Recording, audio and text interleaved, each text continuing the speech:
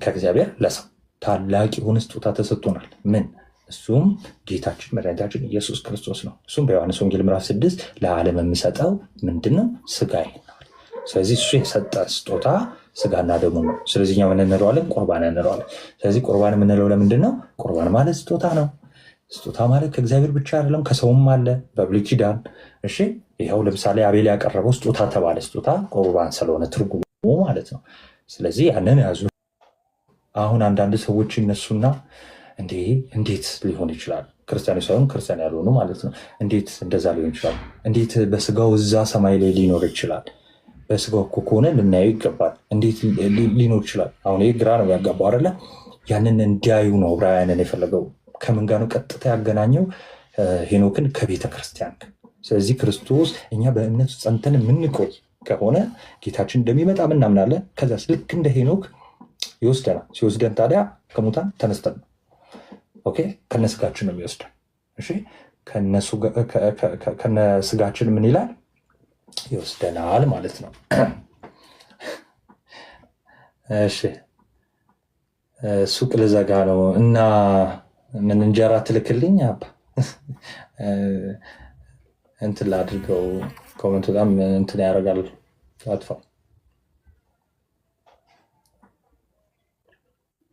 ይቅርታ በጣም ዕብራውያን ስለ እምነት አይደል ይለፍን አምነን እንደሚዘጋ አምነን አላ።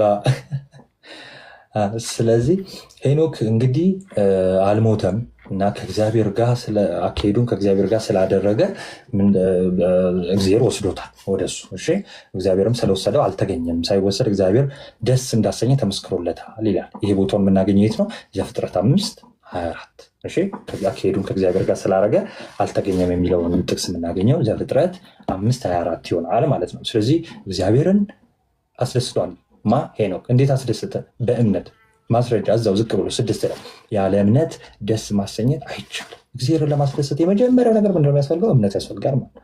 እግዚአብሔርን ደስ ለማሰኘት እምነት ያስፈልጋል። ያለ እምነት እግዚአብሔርን ደስ ማሰኘት አይቻልም፣ ስለማይቻል ማለት ነው። ስለዚህ ሄኖክ ስላመነ እግዚአብሔርንም ደግሞ በእምነት ስላስደሰተ ደስ ስላሰኘ አካሄዱንም ደግሞ ከእግዚአብሔር ጋር ስላደረገ እግዚአብሔር ወስዶታል። ስለዚህ ቤተክርስቲያንም ደግሞ አካሄዳችንን እኛ ለምሳሌ እኛ ያለን ቤተክርስቲያን የእኛ ህብረት ለምሳሌ እኛ አካሄዳችንን በእምነት እግዚአብሔርን ደስ ማሰኘት የምንችል ከሆነና ተስፋ የምናደርገውን ምንጠብቅ ምንጸና ከሆነ ምን እንላለን? ጌታ እንደ ሄኖክ ምን ይለናል? ወደ ራሱ ይወስደናል ማለት ነው። እሺ፣ ስለዚህ ቁጥር 6 ላይ በአጭሩ ምንድነው? ያለ እምነት ደስ ማሰኘት አይቻልም ማለት እግዚአብሔርን። ከዛ ወደ እግዚአብሔር የሚደርስ እግዚአብሔር እንዳለ አሁን ወደ እግዚአብሔር መቅረብ ከእግዚአብሔር ጋር አካሄዳችን ማሳመር የምንችለው እንዴት ነው? እግዚአብሔር እንዳለ ከዛ ደግሞ ያ ደግሞ አለ ያልነው እግዚአብሔር ደግሞ ዋጋ እንደሚሰጥ ሪዋርድ እንደሚሰጥ ለሰራነው ሁሉ እንደሚሰጥ በዛ ነው አይደለ? ለእያንዳንዱ ለስራው ከፍል ዘንድ ዋጋዬ ከእኔ ጋር ያለው። ስለዚህ ያ ዋጋ እንዳለው እንደሚሰጠን ደግሞ ምን ማለት አለበት? ማመን ያስፈልገናል እያለ ለዛ ነው እግዚአብሔር እንዳለ ለሚፈልጉትም ዋጋ እንዲሰጥ ያምን ዘንድ ያስፈልገዋል። እሺ፣ ይሄ ግዴታ የሚያስፈልገንን ነው። ቀጠል ላይ አድርግና ከሄኖክ በኋላ እንግዲህ ኖህ ነው። ኖህ እሺ፣ ላንብላችሁ የምታውቋቸው ታሪኮች ስለሆኑ ብዙ እንትን አላረገው።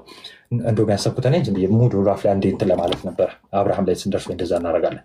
እሺ ጋይስ እየገባችሁ ነው ብዬ አስባለሁ። እሺ ኖህ ገና ስለማይታየው ነገር ተረድቶ እግዚአብሔርን እየፈራ ቤተሰቦቹን ለማዳን መርከብ በእምነት አዘጋጀ። እንግዲህ ኖህን ምንድን ነው የሚለው? እግዚአብሔር ላጠፋት ነው ከምድር ጋር አሁን በፊቴ ነውረኛ ሆነዋል፣ አመፀኛ ሆነዋል።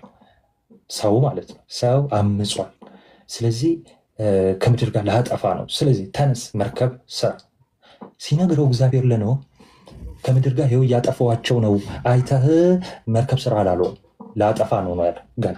ስለዚህ ላጠፋ ነው የሚለውን የእግዚአብሔርን ቃል አሜን ብሎ ሰምቶ በማመን ያምን ምንድነው? አይ እንዳልጠፋ ቤተሰቤም እኔም እንዳልጠፋ እግዚአብሔር እንዳዘዘን መርከብ እንስራ ብሎ በማለቱ ምን አለ? ከዚህ ዓለም ሰው ውስጥ ጠፋ፣ ሌላው ጠፋ፣ እሱ ተርፎ አይደለ? ስለዚህ ኖህ ገና ስለማይታየው ነገር ተረድቶ እግዚአብሔርን እየፈራ ቤተሰቦቹን ለማዳን መርከብ በእምነት አዘጋጀ። በዚህም ዓለምን ኮነነ፣ በእምነት የሚገኘውን ጽድቅ ወራሽ ሆነ።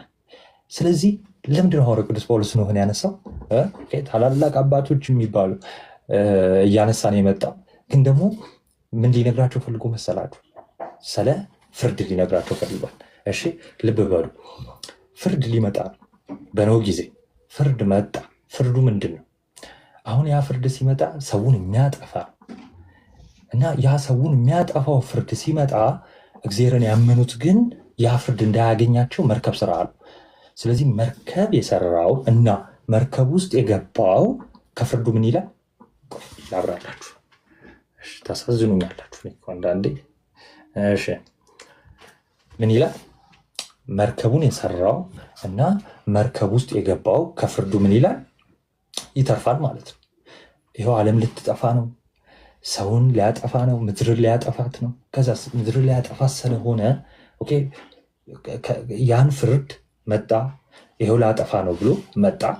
ከዛ በኋላ ያ ምጽአት ሲመጣ ወይም ደግሞ ያ ፍርድ ሲመጣ ገና ከመምጣቱ ከመፈጸሙ በፊት አይ እግዚአብሔር ምድርን የሚያጠፋ ከሆነ እንዳያጠፋ እሱ ራሱ አጥፊ ወይም ደግሞ ራሱ ቅጣቱን የሚያስተላልፈው እግዚአብሔር እንዳትጠፋ መርከብ ስራ፣ ከዛስ መርከብ ውስጥ ግቡ ስላለ ምን ማድረግ አለብን? መርከብ ውስጥ መግባት አለብን። መርከብ የምን ምሳሌ ናት? ጻፉን ኮመንት ላይ። መርከብ የቤተ ክርስቲያን። ስለዚህ ድህነት በምጽአት ጊዜ ድህነት የሚገኘው የት ነው? የት ነው? መርከብ ውስጥ ወይም ደግሞ ይሄው ውሃው ሊያጠፋ አይደል የመጣው? ውሃው ሊያጠፋ ነው የመጣው።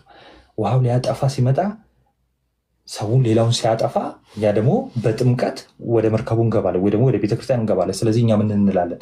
ከሚመጣው ምጽአት ከሚመጣው ጥፋት ምን እንላለን? ወይ ደግሞ ከሚመጣው ፍርድ እንድናለን ማለት ነው። ልክ እንዴት ኖህና ቤተሰቡ ገቡ፣ የቀረውስ ጠፋ። ፍርዱን ተቀበለ፣ ተኮነነ።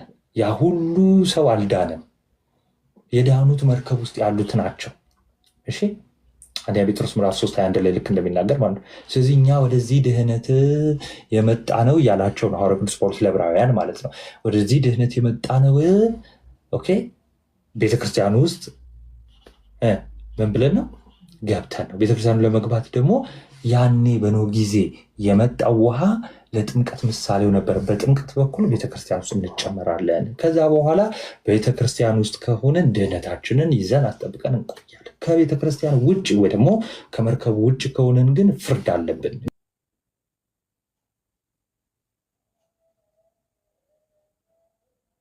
የሚለው። ስለዚህ ስለ ክርስቶስ መስዋዕትነት በአቤል በኩል ከዛ በኋላ ደግሞ ስለ ሄኖክ ደግሞ ስለ ትንሣኤያችን ክርስቶስ ዳግም መጥቶ እንደሚወስደን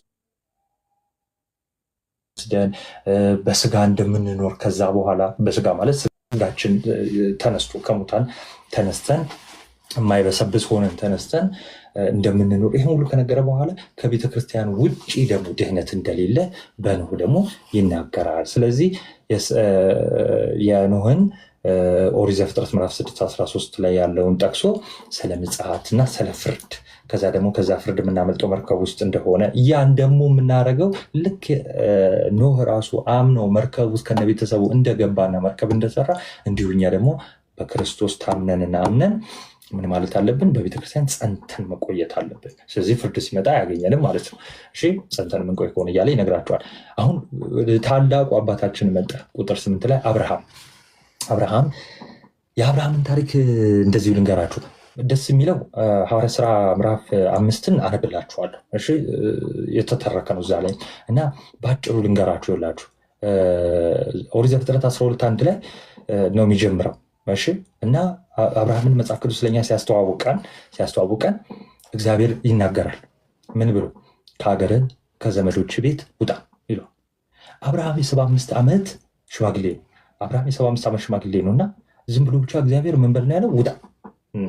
ውጣ ነው ያለው። ኦኬ ከዛን ምድርን እንደሚያወርሰው እና ግን ውጣ ሲለው ግን እዛ ሂድና ምናምን አይደለም፣ በቃ እንዲሁ ውጣ ነው ያለው።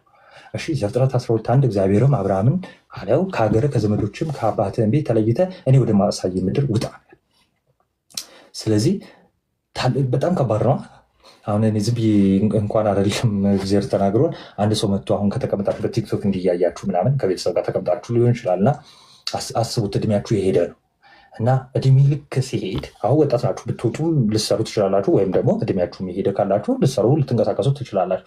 ልክ ግን 75 ዓመት እንደዚህ በጣም የሸመገሉ ከሆኑ ደግሞ የቤተሰብ ደግሞ እርዳታዊ ደግሞ ቤተሰብን ትቶ የመውጣት ነገር ከባድ ነው የሚሆነው አይደለ? እና በተቀመጣችሁበት ለምሳሌ እኔ መጥቼ እኔ ውጡ ብል ከበድ ይላል አይደለ?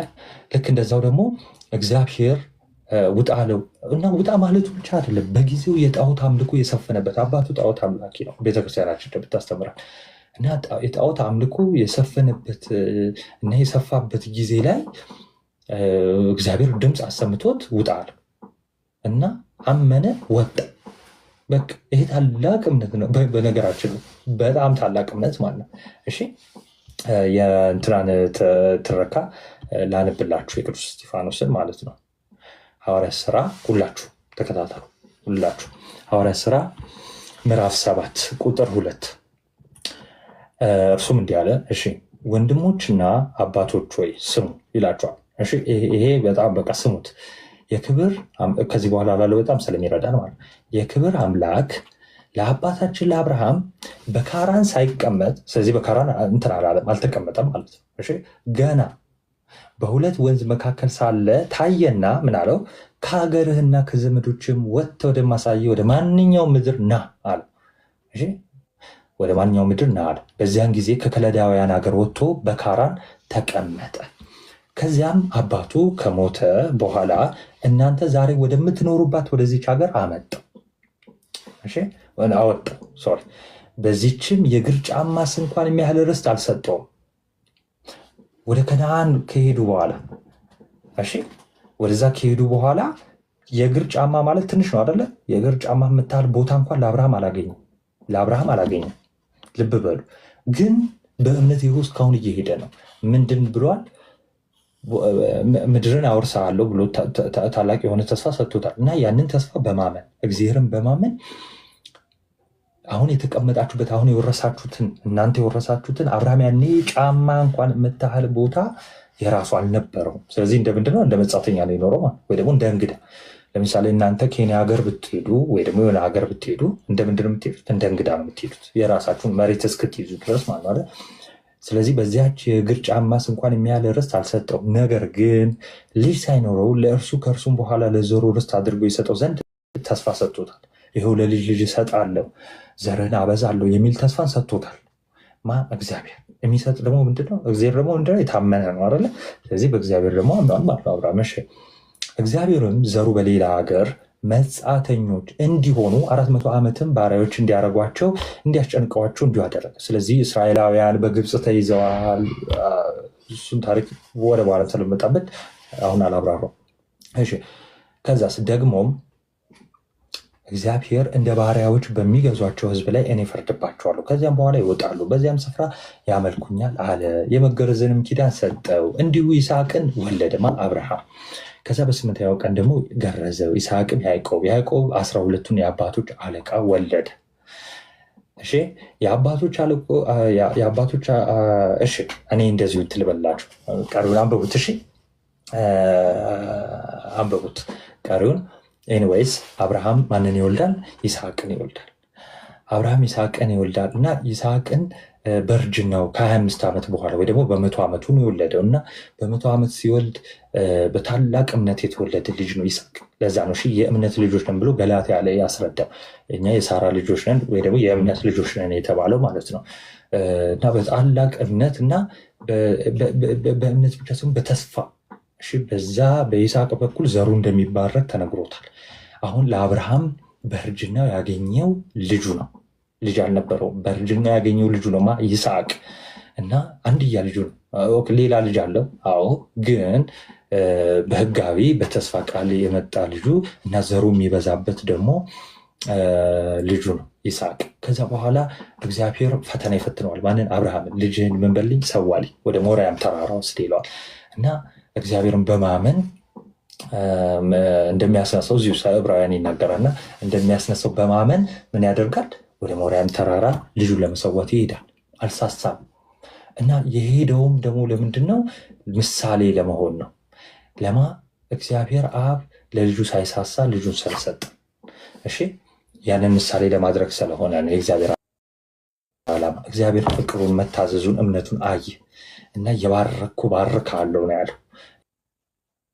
የባረኩ ባርካሉ ይላል። በአጭሩ ይስሐቅ ያድጋል፣ ከዛ በኋላ ያገባል፣ ከዛ ልጆች ይወልዳል። ያዕቆብና ኤሳው የተባሉ ልጆችን ይወልዳል። ያዕቆብ ተረከዝ ይዞ ወጣ፣ ታናሽ ነው እና ትንቢት ተነግሮ ነበረ፣ ታላቁ በታናሹ እንደሚገዛ ማለት ነው። ትንቢት ተነግሮ ነበር። ያ እንዴት ሆነ? ያዕቆብና ኤሳው ያድጋሉ። የማን ልጆች ናቸው? የይስሐቅ ልጆች። ከዛ ካደጉ በኋላ ኤሳው ደጅ ይላል። ያዕቆብ እናቱ ስር ነው የሚለው።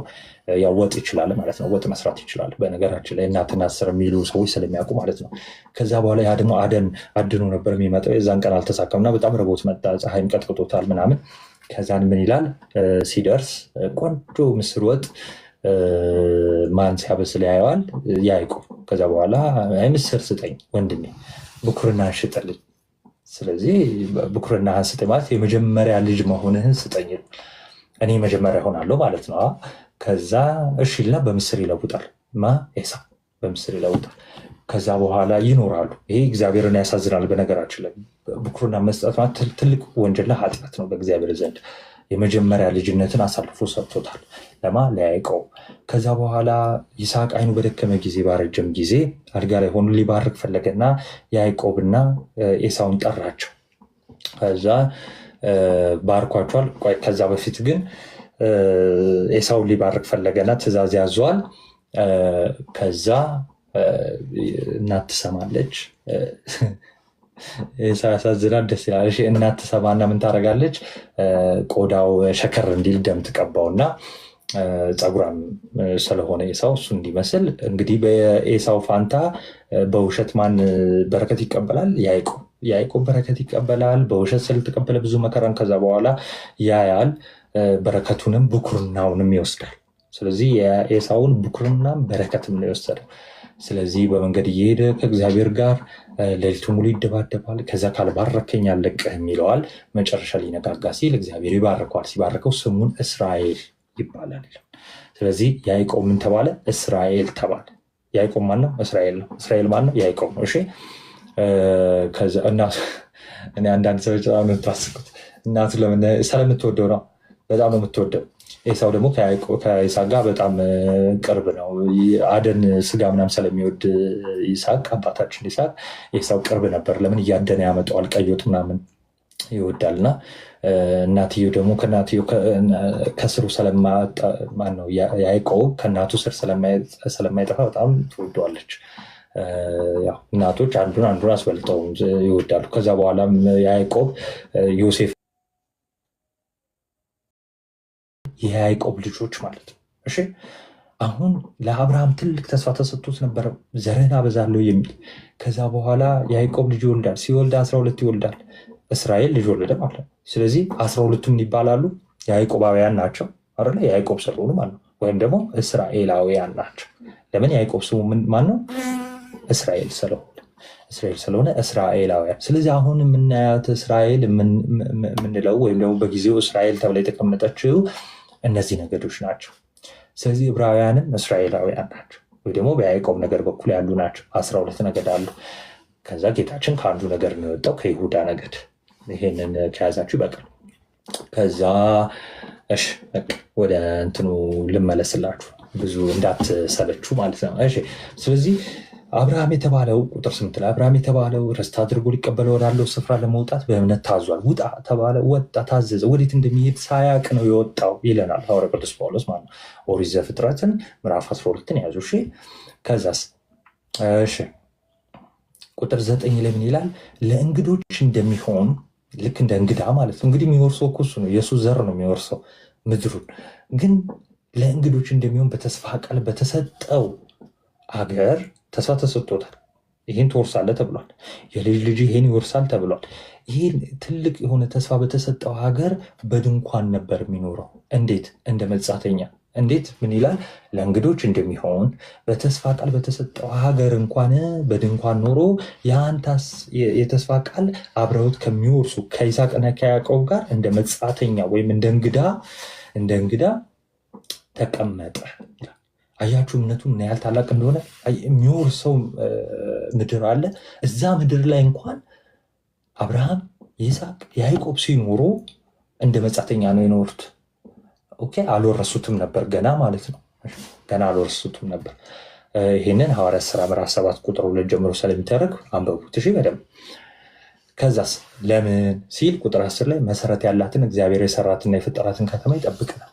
ስለዚህ እግዚአብሔርን ተስፋ ይጠብቅ ነበር። ስለዚህ ቆይ ዝቅ ብዬ ደግሞ ስለማብራራላችሁ ችግር የለው። ለምን ያንን መሰረት ያላትን እግዚአብሔር የሰራትን የፈጠራትን ከተማ የሚጠብቀው ለምንድን ነው? ተስፋ የሰጠው ምን ያለ ነው? የታመነ ስለሆነ ነው። እሺ ተስፋ የሰጠ የታመነ ስለሆነ ለዛ ነው ዝቅ አለና ተስፋ የሰጠው የታመነ እንደሆነ ስለቆጠረች ሳራ ሚስቱ ራሷ ደግሞ እድሜዋ እንኳን ካለፈ በኋላ ዘርን ለመፀነስ ኃይልን በእምነት አገኘች። ስለዚህ የፀነሰችው በምንድን ነው? በእምነት። እግዚአብሔር የዛሬ ዓመት እመጣለሁ ብሎ ስለ ይስሐቅ መወለድ ተስፋ ሲነግራት ራሱ በእምነት ያንን ተቀብላለች። በመቀበሏም ደግሞ ፀንሳለች። በመፀነሱ ይስሐቅ ተወልዷል። በይስሐቅ ዘሩ ተባርኳል። በዛ በኩል ዘርን አበዛልሃለሁ የሚለው የሚሰራው በይስሐቅ በኩልም ስለሆነ ማለት ነው። ቁጥር 12 ላይ ስለዚህ ደግሞ በብዛታቸው እንደ ሰማይ ኮከብ። ለምን ለአብርሃም ምን ብሎ ነው እንዳትረሱ፣ ለአብርሃም ምን ብሎ ነው የነገረው? ዘርን እንደ ሰማይ ኮከብ እንደ ምድር አሸዋ አበዛልሃለሁ ብሎት አይደል የነገረው? ከዛ ስለዚህ ደግሞ በብዛታቸው እንደ ሰማይ ኮከብ እንደማይቆጠርም በባህር ዳር እንዳለ አሸዋ የነበሩት የሞተን ሰው እንኳን ከሚመስሉ ከአንዱ ነው የተወለዱት። የሞተ ሰው ምን ነው? እስኪ የሚመልስልኝ ሽልማት አለ። የሞተ ሰው እንኳን ከሚመስሉ የተባለው ማን ነው? የሞተ ሰው ከሚመስሉ ከሱ ነው የተወለዱት አለ። ማን ነው?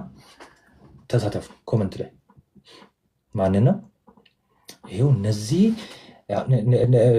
የእግዚአብሔር ቃል ከዚህ በፊት ዕብራውያን ላይ ስናይ አይታበይም ብሎ የለም። ይኸው አብርሃምም የተሰጠውን ተስፋ አይቷል። እሺ የተገባለትን ቃል ፍጻሜውን አይቷል። ዘሩ በስቷል። እሺ እና የታመነ ነው ብሎ ነበር። ዕብራውያን ከላይ ስንማማር ስንመጣ ከምዕራፍ 6 ጀምሮ ጎበዝ ብርቴ ክርስቶስ ባሪያ ትክክል። አብርሃም ለምንድን ነው የሞተ ሰው የተባለው? በጣም ያረጀ ስለሆነ ያረጀ ሰው እንዴት ነው ለቃል አጠቃቀም ይቅርታና ያረጀ ሰው ስታዩ የሞተ ሰው ነው የሚመስለው አይነት እንደማለት ማለት ነው። እና ያረጀ ሰው ስለሆነ ምን አለው ቅዱስ? በጣም ያረጀ ነው። ለምን 100 ዓመት ነው። 100 ዓመት ያረጀ ነው አይደል? ምን አለ? ይኸው እነዚህ በብዛታቸው አለ። እንግዲህ እስራኤላውያን የሚባሉት ብዛታቸውን አስቡ። ከዚህ በኋላ እንዴት ደግሞ ብዙ እንደሆነ ይናገራል። ስለዚህ እነዚህ በብዛታቸው እንደ ሰማይ ኮከብ እንደማይቆጠር በባህር ዳር እንዳለ አሸዋ የነበሩት እነዚህ እስራኤላውያን ማለት ነው። ይህ ሁሉ ህዝብ ማለት ነው። እንግዲህ አሁን የምናያቸው አረብ ሀገራት የምንላቸው እስራኤል የምንላቸው ምናምን ማለት ይህ ሁሉ ህዝብ እነዚህ ሁሉ የነበሩት የሞተን ሰው እንኳን ከሚመስሉ ከአንዱ ከአብርሃም ነው የተወለዱት። እንዴት? አብርሃም ይስሐቅን ወለደ፣ ይስሐቅ ያዕቆብን ወለደ እና ኤሳውን በያዕቆብ በኩል እስራኤላውያን በሱ። እነዚህ ሁሉ አምነው ሞቱ። እነ ያዕቆብ፣ እነ ይስሐቅ፣ እነ አብርሃም እነዚህ ሁሉ አምነው ሞቱ። የተሰጣቸውን የተስፋ ቃል አላገኙም። የተስፋው ቃል ምንድን ነው? ከነዓንን ትወርሳላችሁ። አግኝተዋል? አላገኙም። ዮሴፍም የሞተው በግብፅ አይደለ? አላገኙም። ከነዓንን ከዛ በኋላ በባርነት ተያዙ። እዚህ ጋር ስለሚመጣ ችግር የለውም እነግራቸዋለሁ። ከዛ እነዚህ የተሰጣቸው የተስፋ ቃል አለ። ለማ ለአብርሃም የተሰጠው የተስፋ ቃል አለ፣ ምድሩ እንደሚወርሱ እንደሚበዙ ማለት ነው። እና ይህንን አላገኙም። ግን ከሩቅ ሆነው አዩትና ተሳለሙ። የተስፋው ቃል ከዚህ በፊት ስንማማር እውነተኛ እረፍት ተብሎ እረፍት አለ፣ ከዛ እውነተኛ እረፍት አለ። እረፍት ተብሎ ሁለተኛው እረፍት ከነዓን እንደሆነች አይተናል። ለምን? የሚገቡባት ምድር፣ የሚወርሱባት፣ በደስታ የሚኖሩባት ምድር ናት። እሱን ምድር እሰጣለሁ ብሏል። ግን በጥልቀት ስናየው እግዚአብሔር ይህንን ታላቅ የሆነ ተስፋ ቃል ሲሰጣቸው ስለ ምድር እየተወራ አይደለም። እና አብርሃም ታላቅ የሆነውን ተስፋ ሲጠብቁ ስለ ምድሩ አልነበረም። ስለምንድን ነው? ስለ ሰማያዊው ነው። ስለ መንግስተ ሰማያት፣ ስለ እውነተኛው እረፍት ነው። በክርስቶስ ስለሚገኘው ስለ እውነተኛው እረፍት ነበረ ሲጠብቁ የነበሩት። እና ያንን ደግሞ ተስፋ ከሩቅ ነው። በምን? በእምነት አምነው ነው የሞቱት። ያንን ተስፋ አምነው ነው የሞቱት። ለዛ ነው ዳሩ ግን ከሩቅ ሆነው አዩትና ተሳለሙት። በምድሪቱም እንግዶች መጻተኞች እንዲሆኑ ታመኑ። እነሱ ታምነው የኖሩት በምድሩ ላይ ምንድን ነው? እንደ እንግዳ፣ እንደ መጻተኛ፣ እንደ ተከራይ ነው። ግን የራሳቸው መሬት ነው። በመሬት ከሆነ ይሄድ ነው። ግን እነሱ አርቀው ያሰቡት እሱን አይደለም ይለናል። እንዴት እንዲህ የሚሉት? ለእነርሱ የሚሆነውን ሀገር እንዲፈልጉ ያመለክታሉ። ስለዚህ ለየት ያለ ሌላ ሀገር ነው የሚፈልጉት። እሱም በሰማይ የሆነ መንግስተ ሰማያት፣ እውነተኛውን እረፍት ማለት ነው። እሺ ያን የወጡበትን ሀገር አስበው ቢሆን ሊመለሱ ጊዜ በሆነላቸው ነው። ምድራዊ የወጡበትን እንደው አስበው ቢሆን ኖሮ ሊመለሱ ይችሉ ነበር። አስበው ሊሆን ይችላል በጊዜው አንዳንድ ሰዎች። አሁን ግን ስለሱ ሀገር አይደለም እነሱ ተስፋ ያደረጉት። እግዚአብሔርም ተስፋ አድርጎ የሰጠው ደግሞ ከነዓንን እንደው ምድራዊ አድርጎ ሰጣቸው ጊዜያዊ እንጂ እውነተኛው ከነዓን ወይ ደግሞ እውነተኛው እረፍት ደግሞ መንግስተ ሰማያትን አዘጋጅቶልን ነበረ። ይህንን የምናውቀው በምንድን ነው? ለአብርሃም ሲሰጥ በዘርህ አሕዛብ ሁሉ ይባረካሉ። በዘሮችህ አላለም፣ በዘርህ። ልክ ገላትያ ላይ ስንማር በዘርህ የተባለው ለአንድ ሰው እንደሚናገር በዘርህ አለ። እሱም ኢየሱስ ክርስቶስን ይላል። ስለዚህ ይኸው ኢየሱስ ክርስቶስ የሚመጣው በአብርሃም ዘር ነው። እንዴት?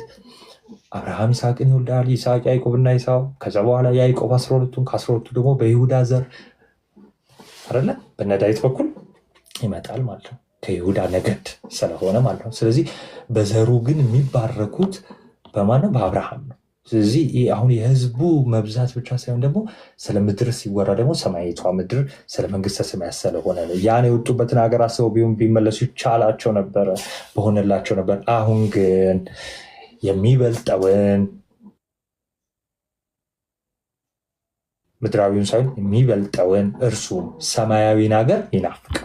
ስለዚህ እነሱ የሚያስቡት ሰማያዊውን ሀገር ነው፣ ምድራዊውን ሳይሆን ሰማያዊውን ሀገር ነው የሚናፍቁት ይላል። ስለዚህ እግዚአብሔር አምላካቸው ተብሎ ሊጠራ በእነሱ አያፍር። እግዚአብሔር አምላካቸው ተብሎ ሊጠራ በእነ አብርሃም አያፍርም። እንዴት? ዘጸአት 3 ማነህ አንተ ሲለው እኔ አለ እግዚአብሔር፣ እኔ ማነኝ አለ? የአብርሃም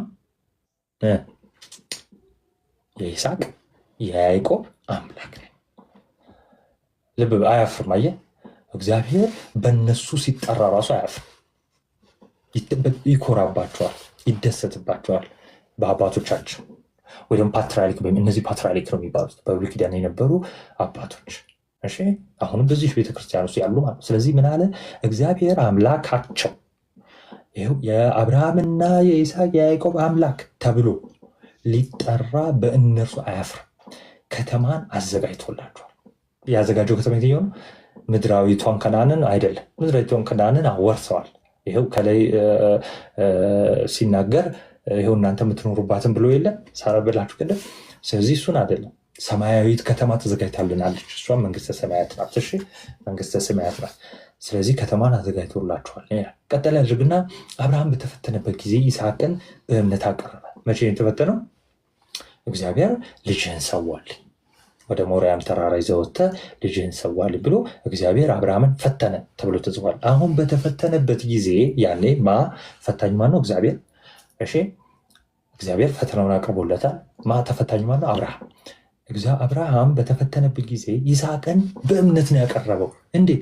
የተስፋ ቃል የተቀበለው የተስፋውን ቃል ተቀበለ፣ በእምነት አቀረበ። ከዚያ የተስፋውን ቃል በእምነት አቀረበ፣ ከዚያ የተስፋውን ቃል ተቀበለ። እንዴት? ቅድም እንደነገርኳችሁ በእምነት አቀረበ። እንዴት ነው ያመነው? እዚሁ ግን ልንገራችሁ። እሺ አንዴ ላነበውና እነግራችኋለሁ። በእምነት አቀረበ፣ የተስፋውን ቃል የተቀበለው በይስሐቅ ዘር ይጠራልሃል የተባለለት እርሱም አንድ ልጁን ነው ያቀረበው ይለናል። እሺ አንድ ልጁን አቀረበ። እግዚአብሔር ከሙታን እንኳን ሊያስነሳው እንዲቻለው አስቧልና። ይኸውላችሁ እግዚአብሔርን ያምናል። ለእግዚአብሔር ያለው ፍቅር ከሁሉ በላይ ነው። ለዛ ነው ከላይ ስንጀምር ምን ብያችኋለሁ?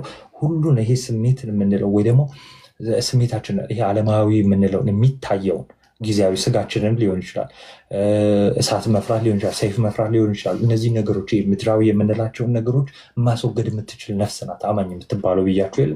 ይኸውላችሁ ዘርህ በሱ በኩል ነው የሚቀጥለው ተብሎ በይስሐቅ አንድ ልጁ ነው። በ100 ዓመቱ ነው የወለደው። በእርጅና ጊዜው የተሰጠው ስጦታ ነው እና በተስፋ የተወለደ ልጅ ነው። በሱ በኩል ዘሩ እንደሚቀጥል ከዛ ደግሞ ከዛ የሚወለደው ደግሞ ኢየሱስ ክርስቶስ በሱ ደግሞ ዓለም ሁሉ እንደሚድን ይሄ ታላቅ የሆነ ተስፋ ነው የተሰጠው እና በይስሐቅ በኩል በሚመጣው ዘር ታላቅ የሆነ መንግስት እንደሚዘጋጅ ተነግሮታል። እንዲህ የተባለለት አንድ ልጁን ዘር በሱ እኮ ነው የሚቀጥለው የተባለለትን ልጁን አቅርብ ሲባል አመነ። ማንን? እግዚአብሔርን አምኗል። ስለዚህ በእግዚአብሔር ላይ ያለው ታላቅ እምነት ስለነበር ልጁን አቀረበ። ሲያቀርበው ራሱ ልጁን ምን ብሎ ነው አለ? እንደሚያስነሳው ሁሉ ያምናል። መስዋዕት አድርጎ ካቀረበው በኋላ እግዚአብሔር ይስሐቅን እንደሚያስነሳው ሁሉ ይህን ያህል ሁሉ እምነት ነበረው።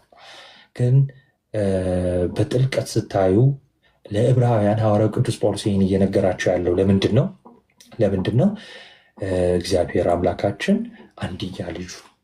አንድያ ልጁን እንደሰጠን ከፍቅሩ የተነሳ እንደሰጠን ለመናገር ነው። እሺ ለዛ ነው ቁጥር 19 ላይ እግዚአብሔር ከሙታን እንኳን ሊያስነሳው እንዲቻለው አስበዋልና ከዚያም ደግሞ በምሳሌ አገኘዋል። ስለዚህ አብርሃም በምሳሌ አግኝቶታል። እንዴት? አብርሃም አባት ነው፣ ይስሐቅ ልጅ ነው። እግዚአብሔር አብ በአብርሃም ይመሰላል። እግዚአብሔር ወልድ ደግሞ ጌታችን መድኃኒታችን ኢየሱስ ክርስቶስ በይስሐቅ ይመሰላል።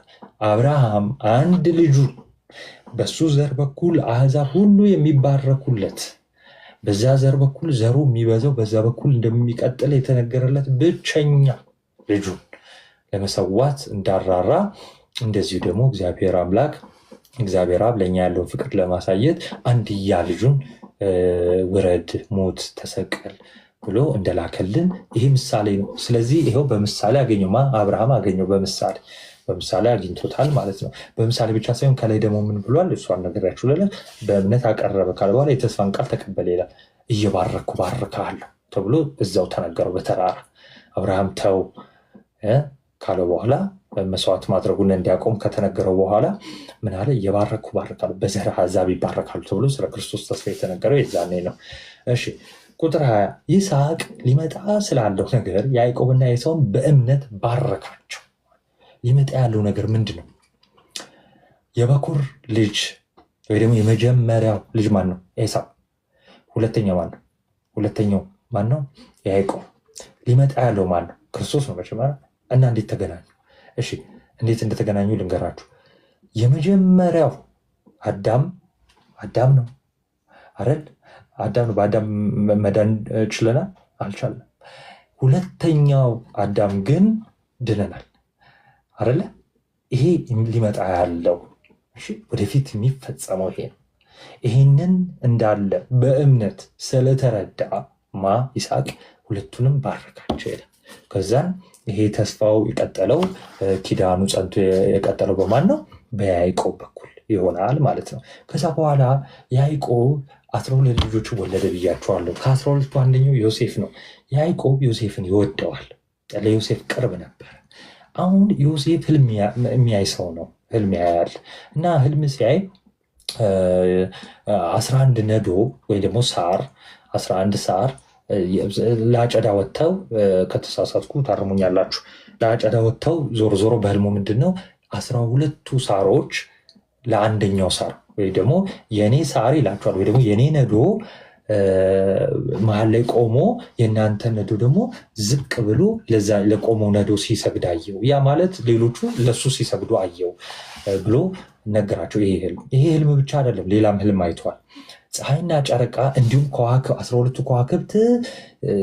ከዋክብት ሲሰግዱ አየው ለአንደኛው ከዋክብት ማለት ነው፣ ወይ ደግሞ ለዮሴፍ ማለት ነው። ይህንን በህልም ታይቶታል፣ በዮሴፍ በኩል ስለሆነ ማለት ነው። ከዛ በኋላ እንግዲህ ወንድሞቹ ምን ያደርጋሉ? ይሸጡታል። ወንድሞቹ ይሸጡታል። ለማን? ለግብፃውያን ይሸጡታል። ከዛ ግብፅ ይገባል። ከዛን ምንድነው የሚባለው? ይሄ ማጀስ ነው የሚባለው፣ ወይ ደግሞ እህል ባለስልጣን ይሆናል፣ ወይ ደግሞ ከፈርዖኑ ሁለተኛ ባለስልጣን ይሆናል። እስር ቤት ረጅም ነው ታሪኩ፣ እሱን ተውቴ ነው ወይስ አሁን ሰዓት ስለሌለን ማለት ነው። ከዛ በኋላ ግን ታላቅ የሆነ ህልም ያህል ማነው ፈርዖኑ ህልም ያህል ያንን ህልም ይፈታለታል። ከዛ ታላቅ የሆነ ረሃብ እንደሚገባ ይነግርና ከዛ በኋላ ለዛ መፍትሄ ደግሞ እህል ማከማቸት እንደሆነ ይናገራል። በዮሴፍ አማካኝነት ግብፃውያን ከረሃብ ያመልጣሉ። በዮሴፍ አማካኝነት ይህ ተሽጧል። በቃ አሁን ያዕቆብ የሚያውቀው ምንድነው? ያዕቆብ ይወዷል ብያቸዋለሁ ዮሴፍን። ያዕቆብ የሚያውቀው እንደሞተ ነው። በቃ እንደሞተ ነው የሚያውቀው እና ታላቅ የሆነን ራብ ያልፋሉ እሺ ታላቅ የሆነን ረሃብ ግብፃውያንን ያሳልፋል እና የዮሴፍ ስልጣኑ ከፈርዖኑ ወይ ደግሞ ከንጉሱ ሁለተኛ ነው። በጣም ባለስልጣን ነው ማለት ነው። ከዛ ህዝብ የሚወደው ነው። ከዛ በኋላ ወንድሞቹ ይራቡና ወደ ግብፅ ይመጣሉ። ወደ ግብፅ ሲመጡ እሱ ያገኛቸውና ከዛ በኋላ ዮሴፍ ራሱ እንደሆነ ወንድማቸው እንደሆነ ይነግራቸዋል። ባጭሩ አድርጌ ነው የምነግራቸው። ከዛ በኋላ ወዴት ይሄዳሉ? ያዕቆብና ቀሪ ወንድሞቹ ወዴት ይሄዳሉ? ወደ ግብፅ ይሄዳሉ። ወደ ግብፅ ከሄዱ በኋላ መጽሐፍ ቅዱስ በታላቅ ነገር የሚነግረን ምንድን ነው? የያዕቆብ ልጆች እጅግ በዙ ነው የሚለው። ከዚህ በፊት በጣም ደጋግመን ተነጋግረናል አይደል? እጅግ በጣም በዙ። እንዴት ነው የበዙት? የሚመጣው ፈርዖን እነ ዮሴፍ ካለፉ ከሞቱ ከስንት ጊዜ በኋላ የመጣው ፈርዖን እስኪፈራ ድረስ በግብፅ በዙ። በጣም ብዙ ሆኑ። በጣም ለቁጥር እስኪያዳግቱ በዙ። ከግብፃውያን በልጠው ማለት ነው። በጣም በዙ እና እግዚአብሔርም ደግሞ ከነሱ ጋር ነበር፣ ይረዳቸው ነበር፣ ያግዛቸው ነበር እና እጅግ በዙ። ከዛ በኋላ ዮሴፍን የማያውቅ ፈርዖን ተነሳ ይላል። ዮሴፍን የማያውቅ ፈርዖን ተነሳ። እንዴ እነዚህ እስራኤላውያን እንዴ ይሄማ ለንግስና የማሳሳቢ ነው። ዮሴፍን አያውቀው እንግዲህ ለግብፅ ባለውለታ እንደሆነ እንዴት ግብፅ እንዳዳናት ግብፃውያን እንዳዳን እንኳን አያውቅም። ስለዚህ እሱን ስለማያውቀው ምን አበረታባቸው? ጫና አበረታባቸው። ወንድ ልጆችን ማስገደል ጀመሩ ምናምን። እሺ ትንኮቼ ደግሞ ስለሚቀጥል ሙሴ ላይ እንቀጥላለን። እሺ ስለዚህ ያዕቆብ ሲሞት ከዛ ይስሐቅ ሊመጣ ስላለው ነገር ያዕቆብና ኤሳውን ባርከዋል። ያዕቆብ ተባረከ። ከዛስ ያዕቆብ ደግሞ ሲሞት በእምነት የዮሴፍ ልጆች እያንዳንዳቸውን ባርኳቸዋል። በዘንጉም ጫፍ ተጠግቶ ሰግዷል። በማ በዮሴፍ። እሺ ዮሴፍ ህልም አይቷል ብያቸዋለሁ። ያየው ህልም ምንድን ነው? ጨረቃም ፀሐይም ሲሰግዱለት አይቷል። ጨረቃና ፀሐይ የተባሉት አባትና እናቱ ማለት ነው አይደለ? ይሄ በህልሙ ያየው ማለት ነው። ስለዚህ ያዕቆብ ለዮሴፍ ሲሰግድ እናያለን። ይኸው በዘንጉም ጫፍ ተጠግቶ ሰግዷል። ከዛስ ወደ ዮሴፍ ደግሞ ይሄዳል ማለት ነው። ዮሴፍ ወደ ሞት ቀርቦ ሳለ የት ነው? ግብፅ ነው ያለው ዮሴፍ። እሺ ከዛ ወንድሞቹን ምን ብለዋል ብያለሁ? አምጥቷል ብያለሁ። ዮሴፍ ወደ ሞት ልክ ሊሞት ሲል ምን አለ?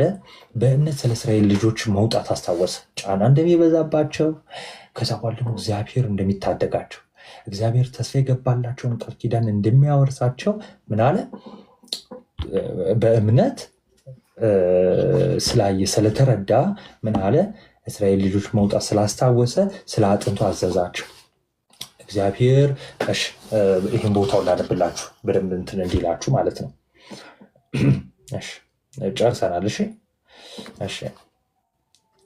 ኦሪት ዘፍጥረት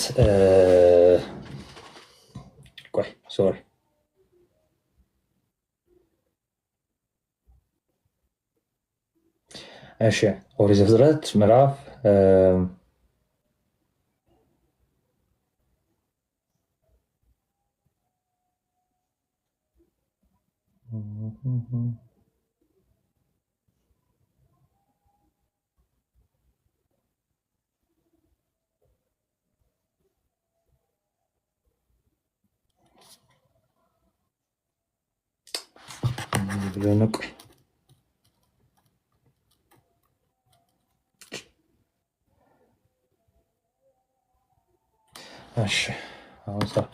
ኦሪት ዘፍጥረት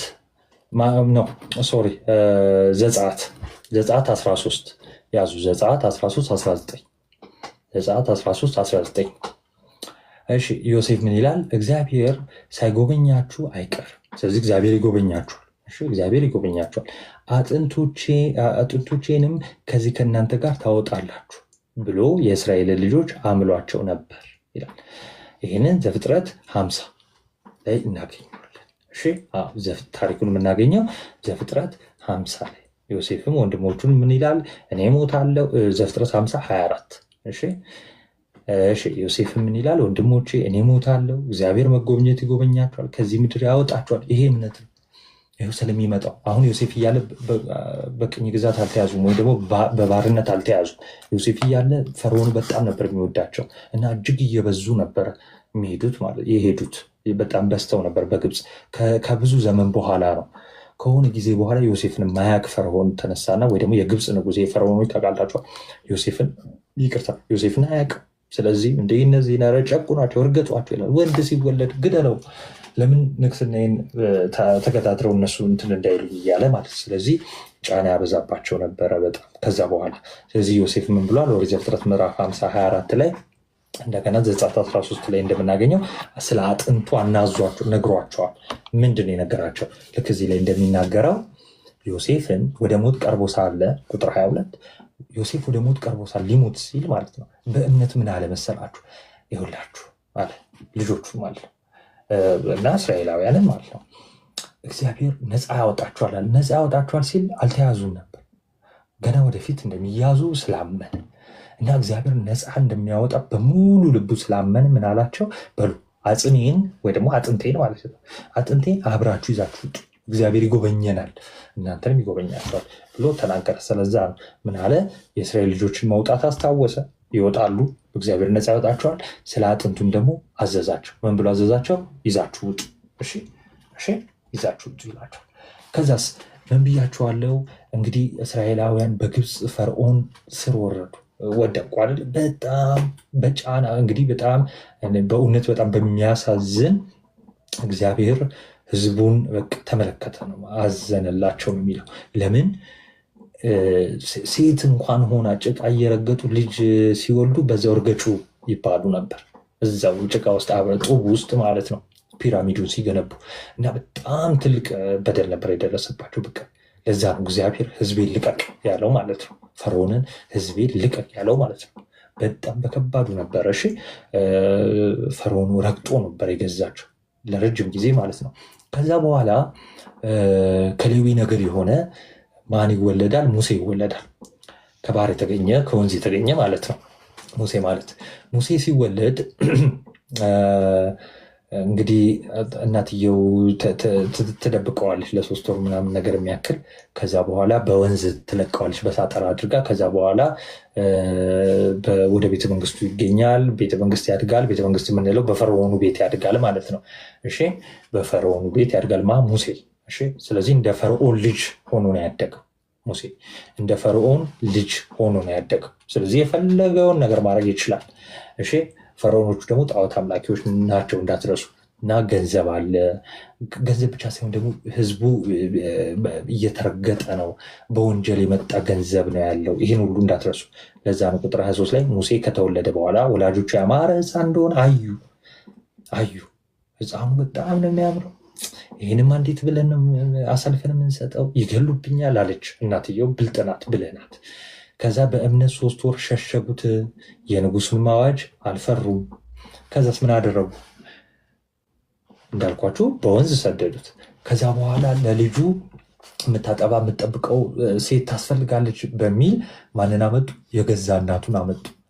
የገዛ እናቱን አመጥተው ፈርዖኑ ቤት እንደ ሞግዚት አሳደገችው፣ የገዛ ልጇን ማለት ነው። ግን ያው አይታወቅም፣ በጊዜው ልጅ እናቱ እንደሆነች አይታወቅም። ሞግዚቱ እንደሆነች የሚታወቀው ማለት ነው። እንድታጠባ ነው። ግን እውነተኛ ልጇን ነበር ስታሳድግ የነበረችው። እሺ ከዛስ ሙሴ ካደገ በኋላ አሁን አደገ ሙሴ። የፈርዖን የልጅ ልጅ እንዳይባል በእምነት እምቢ አለ። ስለዚህ እሱ ያመነው ነገር አለ። እግዚአብሔርን ፍለጋ ወጣ። በሲና ተራራ እግዚአብሔርን አገኘ። እሺ ከዛስ ከግብፅ ብዙ ገንዘብ ይልቅ ስለ ክርስቶስ መነቀፍ እጅግ የሚበልጥ ባለጠግነት እንዲሆን አስቧልና ለጊዜው በኃጢአት የሚገኝ ደስታ ይልቅ ከእግዚአብሔር ሕዝብ ጋር መከራ መቀበል መረጠ። ስለዚህ ሙሴ ይኸውላችሁ ወደ ሲና ሄደ። ከዛን እግዚአብሔርን አገኘ። ከዛን እግዚአብሔር ይልከዋል።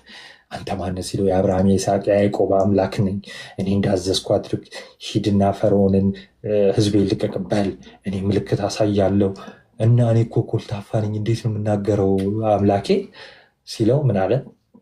እኔ አለሁ፣ እኔ እናገራለሁ፣ እኔ አብሬህ ነኝ። ስለዚህ በምታደርገው ነገር በተአምር በምን እኔ አለሁ፣ እቀጣለሁ፣ የምቀጣውን እቀጣለሁ አለ። እሺ አሁን ይህንን ታላቅ የሆነ አምላክ የእናንተን ጌታ እግዚአብሔርን አገኘ። ስለዚህ እዛ ቢሆን ኖሮ አለን ሐዋርያው ቅዱስ ጳውሎስ በገንዘብ እንደው የሚገኝ ነገር ጥቅማጥቅም ይኖራል አይደል? ጥቅማጥቅም ይገኛል አይደል? ከእንዲሁ ብዙ ገንዘብ ይገኛል። የፈርዖን ልጅ እንደመሆኑ አንደኛ የፈርዖን ልጅ መባል አልፈለግም። ሂብሪው ነኝ ነው ያለው፣ ወይ ደግሞ ዕብራዊው ነኝ፣ ወይ ደግሞ እስራኤላዊ ነኝ፣ ዕብራዊ ነኝ ማለት ዕብራውያን ማለት እንዳልኳቸው የአብርሃም ዘሮች እስራኤላውያን ስለሆነ ሂብሩ ነኝ ነው ያለው። ስለዚህ የፈርዖን ልጅ መባልን አልፈለገም። ስለዚህ ምን አደረገ? እግዚአብሔርን ፍለጋ ወጣ። እግዚአብሔርን መፈለግ ብቻ አይደለም፣ እግዚአብሔርን መፈለግ ብቻ ሳይሆን ይኸው ከእግዚአብሔር ሕዝብ ጋር ከእስራኤል ጋር መከራን መቀበል እየተሰደደ ማለት ነው፣ ነፃ ከወጡ በኋላ ማለት ነው። እሺ ስለዛ ነው በኃጢአት ከሚገኝ ደስታ ይልቅ ከእግዚአብሔር ሕዝብ ጋር መከራ መቀበል መርጧል። ሙሴ ብድራቱን ትኩር ብሎ ተመልክቷል። ይኸው በእግዚአብሔር የሚገኘውን ያን መከራ ከተቀበለ በኋላ ወደ ታላቅ ረፍት እግዚአብሔር እንደሚያስገባን አምኗል። ይኸውላችሁ እስራኤላውያንን እግዚአብሔር ከግብፅ ሲያወጣ የት ሊያስገባቸው ነው? ከነዓን። አሁን ግን ስለ ምድራዊ ነገር ነው አባቶቻችን እያሰቡ ያሉት አይደለም። ከባርነት፣ ከሞት፣ ከሰይጣን ስርዓት ክርስቶስ ነፃ ሲያወጣን የት ነው የሚያስገባን? እውነተኛዋ ከነዓን መንግስተ ሰማያት ማለት ነው። ስለዚህ ይኸውላችሁ እነ ሙሴም ተስፋ የሚያደርጓት ምድሪቷን ከነዓን አልነበረም። የት ነው? ሰማያዊቷን ነው። እሺ ሰማያዊቷን መንግስተ ሰማያትን ማለት ነው። ለዛ ነው ብድራቱን ትኩር ብሎ ሲያይ ምን አለ? እንደሚበልጥ ተመልክቷል። እሺ የንጉሱን ቁጣ ሳይፈራ የግብፅን ሀገር የተወ በእምነት ነው። ንጉሱ ሊገለው ነበር።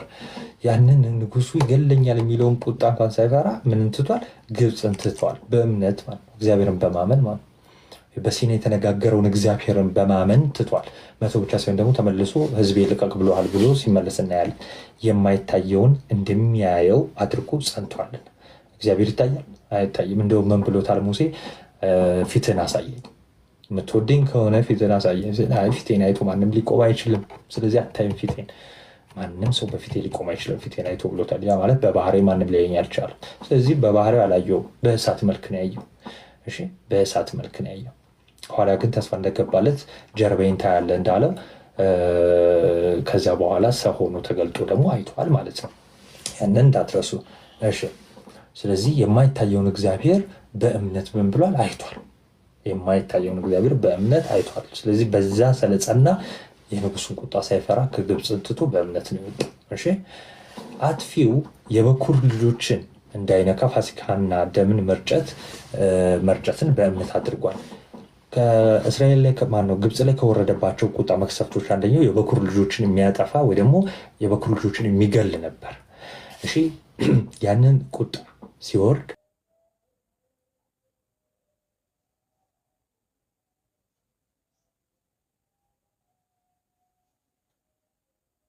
አድርጓል። ያን በእምነት በማድረጉ ያንን በእምነት በማድረጉ ደሙን በመቀባቱ ከሞት ደግሞ አመልጠዋል ማለት ነው አይደለ? ስለዚህ እንዳይነካ ፋሲካና ደም መርጨትን በእምነት አድርጓል። እሺ በደረቅ ምድር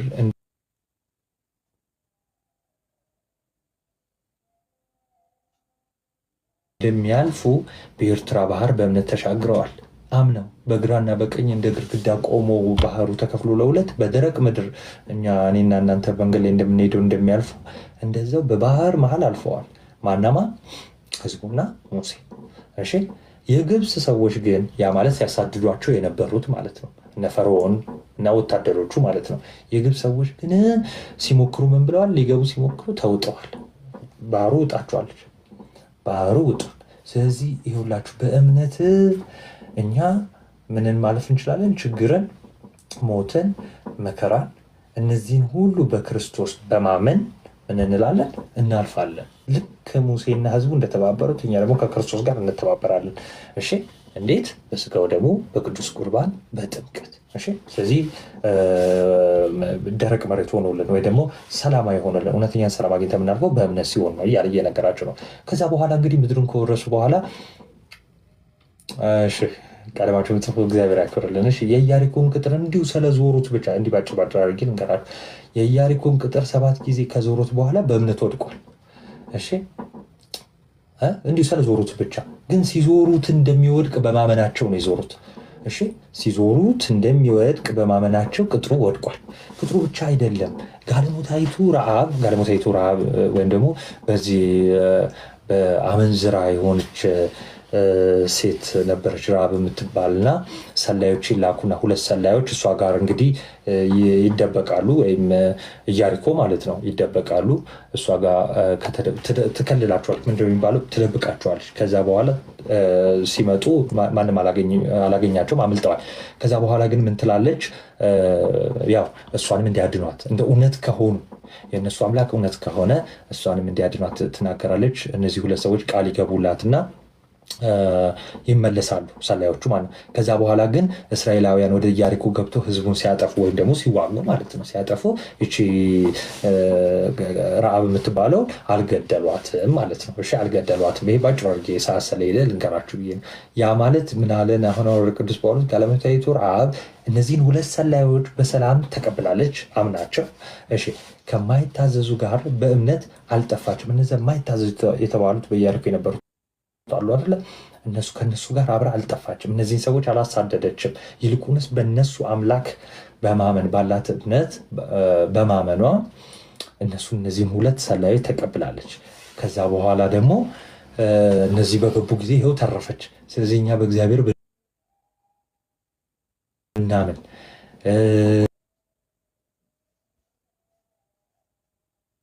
በክርስቶስ የጸና እምነት ቢኖረን ስለሚመጣውም ስላለፈውም ስለአሁኑም እምነታችን የጸና ቢሆን ይኸው ከማይታዘዙት ጋር አንጠፋም እያለ እየነገራቸው። ከዛ ምን ይላል እንግዲህ? ምን እላለሁ ስለ ጌዲዮን፣ ስለ ባርቅ፣ ስለ ሶምሶን፣ ስለ ዮፍታሔም፣ ስለ ዳዊት፣ ስለ ሳሙኤል፣ ስለ ነቢያት እንዳልተርክ ጊዜ ያጥርብኛል አለ። ስለዚህ ሁሉ እንዳልተርክ እንደው ጊዜ ያጥርብኛል፣ ይህንን ከያዛችሁ ይበቃል እያለ ነው። እሺ እነርሱ በእምነት መንግስታትን ድል ነስተዋል። ይህም ባጭሩ ንገራችሁ። በቃ መንግስታትን አሸንፈዋል፣ ተዋግተው ማለት ነው። ድል ነስተው ጽድቅን አድርገዋል። እሺ የተሰጠውን የተስፋ ቃልም ደግሞ አግኝተዋል። ምድራዊ ካላችሁ ምድር፣ እሺ በክርስቶስ ደግሞ መዳንም ደግሞ ከሆነ ታላቁን ድህነት ከሆነ ይኸው አግኝተዋል። ለምን? በብሉይ ኪዳን ከነበረ የመንጻት ስርዓት የበለጠ በአዲስ ኪዳን ስለሚያስፈልጋቸው የክርስቶስ። እሺ ከዛ የአንበሶችን አፍ እነ ዳንኤል ዘግተዋል። የእሳትን ኃይል ደግሞ አጥፍተዋል። እነ ሲድራቅ፣ እነ ሰለስቱ ደቂቅ፣ 3ቱ ህፃናት ከሰይፍ ስለትም ደግሞ አምልጠዋል። ከድካማቸው ሁሉ የበረቱ ናቸው። በጦርነት ኃይለኞች ሆነዋል። ይህ ሁሉ በእግዚአብሔር ባላቸው እምነት ነው እያለ ነው። እና የባዕድን እነ ኤልያስን ደግሞ የባዕድን ጭፍሮችን ደግሞ አባረዋል። ከዛ ሴቶች ደግሞ ሙታናቸውን በትንሣኤ ተቀብለዋል። ግራ እንዳያጋባችሁ ልንገራቸው። ያ ማለት ምንድነው? በብሉይ ኪዳን የነበሩ ሴቶች አሉ። ሴቶች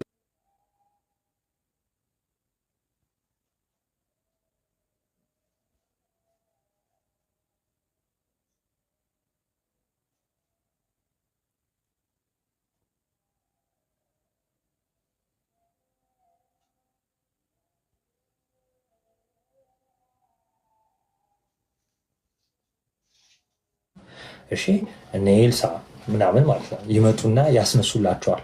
የሞተውን በትንሣኤ ተቀብለዋል ማለት ይሄው የሞተ ልጃቸውን በትንሣኤ ተቀብለዋል። በእግዚአብሔር ባለ እምነት ማለት ነው።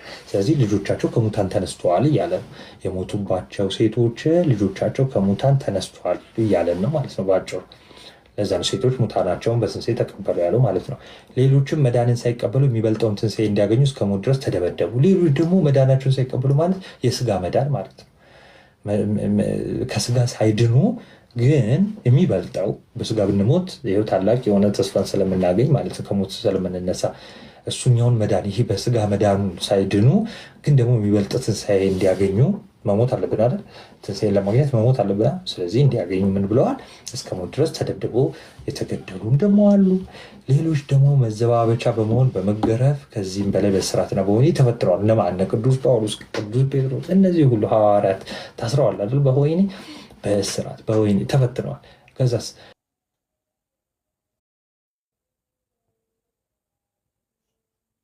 በድንጋይ ደግሞ ተወግረው ሞቱ ይላል እነ ቅዱስ እስጢፋኖስ አለ። በድንጋይ ላይ ተወግረው ሞቱ፣ ተፈተኑ፣ በመጋዝ ደግሞ ተሰነጠቁ፣ በሰይፍ ተገድለው ሞቱ። ሁሉን እያጡ መከራን እየተቀበሉ እየተጨነቁ የበግና የፍየል ሌጦ ለብሰው ዞሩ። ዓለም አልተገባቸውም እና በምድረ በዳ በተራራ በዋሻ በምድር በጉድጓድ ተቅበሰበሱ። አሁን ባህታዊ እንደምንለው ገዳም እንሄዳለን አይደል? አሁን እኛ አሁን ይሄ ዓለም የሚገባን ስላልሆነ ማለት ነው አይደለ? እነዚህ ሁሉ ተዘርዝረው ማያልቁ በእምነታቸው በእምነታቸው ተመስክሮላቸው ሳሉ የተሰጠውን የተስፋ ቃል አላገኙም። ያ ማለት የተስፋ ቃል የሚባሉት የሆነው ብያቸዋለሁ፣ መንግስተ ሰማያት ያለ እኛ ፍጹማን እንዳይሆኑ እግዚአብሔር ስለኛ አንዳችን የሚበል ነገር አስቀድሞ አይቶ ነበራል። እንደው ለእነሱ እኛ እናስፈልጋለን ማለት ነው አይደለም። እንደዛ ሳይሆን ከእኛ ቀድሞ መንግስተ ሰማያት መግባት አይችሉም እነሱ፣ እኛ ደግሞ ከእነሱ ቀድመን አንችልም። እነሱ ይጠብቋታል። አሁን ክርስቶስ ዳግም እስኪመጣ እነሱ ይጠብቁ የለ፣ ይኸው እኛም እንጠብቃለን። ያለኛ አይችሉም፣ እኛም አብረን እንጠብቃለን። እሺ፣ ይኸው ቤተክርስቲያን አሁን ትጠብቃለች። እሺ፣ እኛ ያለው በጊዜ ያሉትን ዕብራውያንን አሁን እኛ እንደምንለው ማለት ነው። ስለዚህ መንግስተ ሰማያት የምንወርሰው ከነማጋ ነው? ከነ አብርሃም ጋር። እሺ፣ እንደዚህ በመጋዝ ከተሰነጠቁት ጋር። ግን ይህን ለማድረግ ምን ማለት አለብን? እነሱ በእምነታቸው የተመሰከረላቸው ናቸው። እናንተ በእምነታችሁ የተመሰከረላችሁ ሁኑ።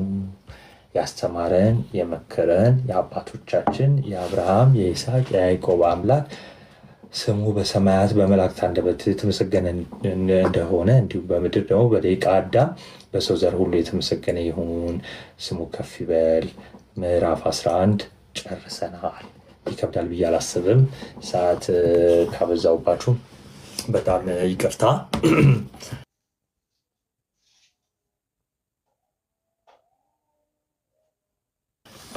ግልጽ ነው። ይከብዳል ወይስ ውሃ ልጠጣ? ይፈቀድልኛል?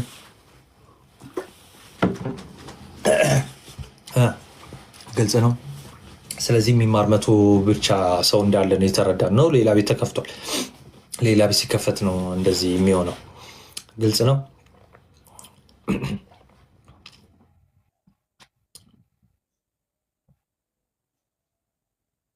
አሜን አሜን። ይከብዳል ወይስ እንዴት ነው? እና አትነግሩኝም እንዴ? ስለዚህ በቃ እዛኔ እናንተ ግን በጣም ነው የምወዳችሁ። በጣም እግዚአብሔር ያክብርልን በእውነት ቁጭ ብላችሁ የተማራችሁ ምናምን ደስ ይላል። በቃ ሄዱ። ካካ ኔትወርክ አስቸግሮ ነው። አሜን። በቃ አኬ ከከፈተ እሱ ጋር ሂዱ እና ዛሬ ምንድነው ቀን? ኦኬ ዛሬ ምንድነው ቀን? ቆይ አንዴ